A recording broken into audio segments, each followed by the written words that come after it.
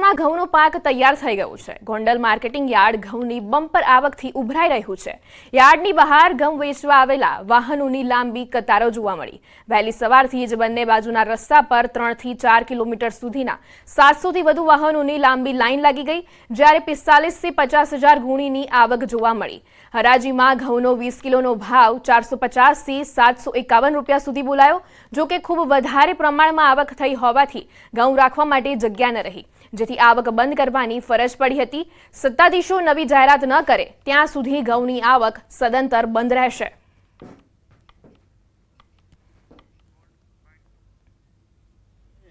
જે રીતે સૌરાષ્ટ્રના તમામ ખેડૂતોને ગોંડલ માર્કેટિંગ યાર્ડ ઉપર ભરોસો છે, એની પાછળનું મૂળ કારણ એ છે કે ખેડૂતે મહા મહેનતે પકાવેલા પોતાના માલનો ભાવ અહીં સારો આવે છે। ઘઉંની આવક 45 થી 50 હજાર ગુણીની બમ્પર આવક થઈ હતી, જ્યારે ખેડૂતોને ઘઉંના ભાવ 450 રૂપિયાથી લઈ અને 751 રૂપિયા સુધી ભાવ બોલાણો હતો।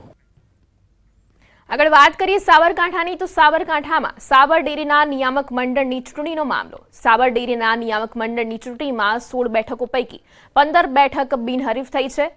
મતગણતરીના અંતે બાયડના પૂર્વ ધારાસભ્ય જશુભાઈ પટેલનો ભવ્ય વિજય થયો, જ્યારે માલપુર બેઠકના ભાજપના ઉમેદવાર હસમુખ પટેલની હાર થઈ છે, જ્યારે ભાજપ પ્રેરિત પેનલના 15 સભ્યો બિનહરીફ થયા છે। ચૂંટણીમાં કુલ 910 મતદારો પૈકી 904 મતદારોએ મતદાન કર્યું છે। લોકોના પ્રશ્નો માટે હંમેશા હું ઝઝૂમતો રહીશ। પ્રજા ઉપર, મતદારો ઉપર મને એટલો વિશ્વાસ હતો। પ્રજા મને કહેતી હતી એકલા લડો છો, કૂટી માર છે, પણ મતદારો પર મને પૂરો વિશ્વાસ હતો અને આ મતદારોનો વિજય છે, મારો વિજય નથી। સાબર ડેરી નિયામક મંડળની ચૂંટણી સંદર્ભે માલપુર બેઠકની ચૂંટણી ગઈકાલે યોજાયેલી હતી, જે સંદર્ભે આજે મતગણતરીની પ્રક્રિયા હાથ ધરવામાં આવેલ હતી। આમ મતોનું જશુભાઈ શિવાભાઈના પક્ષમાં વધારે હોય એમને અહીંયાથી વિજેતા જાહેર કરવામાં આવેલ છે। અમદાવાદ મ્યુનિસિપલ કોર્પોરેશન દ્વારા ખારીકટ કેનાલ પ્રોજેક્ટની ફેઝ 1ની કામગીરી શરૂ કરવામાં આવી છે। ખારીકટ કેનાલની ફેઝ 1ની કામગીરી શરૂ કરાતા લોકોને ગંદકીની સમસ્યાથી મુક્તિ મળી છે। ઉપરાંત નરોડા વિસ્તારમાં પદ્માવતી સોસાયટીથી લઈ નવયુગ 4 રસ્તા સુધી કેનાલને સંપૂર્ણપણે ઢાંકી તેના ઉપર રોડ બનાવવાની કામગીરી કરાશે, જેથી લોકોને ટ્રાફિકની સમસ્યાથી પણ નિરાકરણ અને રાહત મળશે। ખારીકટ કેનાલની ફેઝ 1ની કામગીરી શરૂ થતાં મુખ્યમંત્રી ભૂપેન્દ્ર પટેલે ખારીકટ કેનાલનું નિરીક્ષણ કરવા પહોંચ્યા હતા। ઉપરાંત મનપા commissioner M Thennarasan, standing committee chairman સહિતના અધિકારીઓ સ્થળ પર પહોંચ્યા હતા। અમદાવાદ મહાનગરપાલિકા દ્વારા 1200 કરોડના ખર્ચે ખારીકટ કેનાલનો પ્રોજેક્ટ ધરાયો છે। અમદાવાદ મનપા દ્વારા 22 કિલોમીટર પૈકી 13 કિલોમીટર જેટલી કેનાલને પૂરી ગાર્ડન બનાવવાનો મહત્વાકાંક્ષી પ્રોજેક્ટ હાથ ધરાયો છે।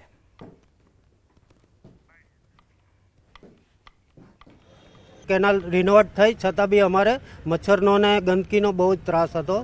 ગટરનું પાણી બી બહુ છોડતા ને અત્યારે હવે આ રોડ થતાં અમારે સારું એવી વ્યવસ્થા થઈ ગઈ, ગંદકી બી નીકળી ગઈ। ગંદકી ખૂબ જ થતી હતી, પબ્લિક જ્યાં ત્યાં એઠવાડો નાખીને જતી રહેતી હતી। આ ગુજરાત સરકારનું બહુ સારું એવું પ્લાનિંગ છે અને આ પ્રોજેક્ટ અમને ખૂબ જ ગમ્યો, કારણ કે અમારે અહીંયા બહુ સરસ એવી ચોખ્ખાઈ થઈ ગઈ। હા, હવે પાણી ભરાઈ બહુ જતું હતું, હવે નહીં ભરાય, હવે સારું એકદમ ક્લીન લાગે છે। પહેલાં તો બહુ ગંદકી થતી હતી અને ગમે ત્યાં બધા એઠવાડે, ખરેખર કેનાલ આગળ તો બહુ જ એઠવાડ હતો, હવે એકદમ ક્લીન થઈ ગયું છે અને સારું લાગે છે, ડેવલપ છે, દેખાય છે, વિકાસ થઈ રહ્યો છે। લગભગ 1200 કરોડના ખર્ચે આ રોડ ડેવલપ થશે અને નીચેથી જે 2 પ્રિકાસ્ટ બોક્સ છે એની અંદર ઇરિગેશનનું પાણી, એટલે કે ગટર કે કેમિકલ વગર કોઈ પણ જાતનું પાણી એની અંદર ખેડૂતોને પાછળ શુદ્ધ પાણી મળે એ પણ આયોજન છે। આ સંપૂર્ણ રીતે અભ્યાસ કરી અને કેનાલ બનાવવામાં આવેલી છે। ટોટલ 13.7 કિલોમીટરનો આ રોડ અહીંયા આની ઉપર 100 ફૂટનો રોડ બનશે। 112 વર્ષ જૂની ખારીકટ કેનાલની ગંદકી હવે ભૂતકાળ બની ગઈ છે। આપ મારી પાછળ જે પ્રોજેક્ટ જોઈ રહ્યા છો ને જે રોડ જોઈ રહ્યા છો તે ખાસ કરીને ખારીકટ કેનાલ ઉપર બનાવવામાં આવ્યું છે। ખારીકટ કેનાલને એ રીતે ડિઝાઇન કરવામાં આવ્યું છે કે સિંચાઈ વિભાગ દ્વારા વિશેષ પ્રકારે ખેડૂતોને પાણી પણ મળી રહે અને સાથે વિસ્તારના લોકો માટે ગંદકી પણ ન સર્જાય। પૂર્વથી પશ્ચિમ તરફના ભાગમાં વરસાદી પાણી થકી સિંચાઈ મળી રહે તે માટે વિશેષ 112 વર્ષ પહેલા તૈયાર કરવામાં આવી હતી. આ ખારીકટ કેનાલ અને ખારીકટ કેનાલ ખાસ કરીને અંડરગ્રાઉન્ડ બનાવીને હવે તેના ઉપર રોડ બનાવવામાં આવ્યું છે. આપ કન્સ્ટ્રક્શન પ્રોજેક્ટ તો જોઈ રહ્યા છો, પરંતુ હવે એક નજર એ પ્રકારે પણ કરો કે ખારીકટ કેનાલનું પાણી જે છે તે ડિઝાઇન કરવામાં આવ્યું છે તે આ પ્રકારે કરવામાં આવ્યું છે કે પાણી અહીંથી પસાર થઈ શકે. રોડને આપ જોઈ રહ્યા છો કે જ્યાં ખાસ કરીને આ ઉપરનો જે રોડ જોઈ રહ્યા છો ખારીકટ કેનાલની ઉપરનો આ રોડ છે જેને તૈયાર કરી દેવામાં આવ્યો છે. હાલ પ્રથમ તબક્કામાં 2 કિલોમીટર જેટલો રોડ છે તે તૈયાર કરવામાં આવ્યો છે. લગભગ 13 કિલોમીટર જેટલો રોડ છે તે તૈયાર આગામી સમયમાં કરવામાં આવશે અને જે દરમિયાન લોકો માટે જે સૌથી માથાનો દુખાવો હતો પ્રદૂષણ, તેનો અંત આવી જશે. કેમેરા પર્સન નિલેશ સોસા સાથે દીપિકા ખુમાણ, ન્યૂઝ 18 ગુજરાતી, અમદાવાદ.